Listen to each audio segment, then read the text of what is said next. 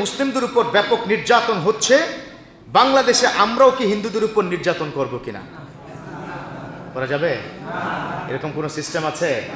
সোজা কথা বলে দিই আপনাদেরকে, মদিনার সনদ, মদিনা নামক একটা ইসলামিক কান্ট্রি আমার বিশ্বনবী মদিনায় গিয়ে চালু করেছেন। সেখানে মদিনার সনদ নামে একটা সাংবিধানিক একটা, this is the first ever Magna কার্টা in the world, পৃথিবীর প্রথম লিখিত সংবিধান, এটা হচ্ছে মদিনার সনদ। পড়ুন সুবহানাল্লাহ। এখন যত সংবিধান আছে গোটা বিশ্বে, সকল সংবিধানের বাবা ছিল মদিনার সনদ। কথা বলুন ঠিক কিনা? মদিনার সনদের একটা কথা যদি উল্লেখ করি, সনদের যে শ্লোক আছে তার মধ্যে যার যার ধর্ম, যার যার আবাসস্থল, যার যার জায়গা, সে তার জায়গায় তার অধিকার নিয়ে বাঁচবে।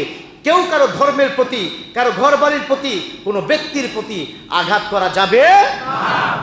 আরে ওই হিন্দুরা, ওরা তো নরপিশাচ, ওরা তো ওদের দেশে মানবতার বুলিয়া উড়ায়। অতএব নরেন্দ্র মোদীকে বলবো তাড়াতাড়ি থামিয়ে দেন, না হলে কিন্তু আপনার গতিটাও থাকবে না। কথা বলুন ঠিক কিনা?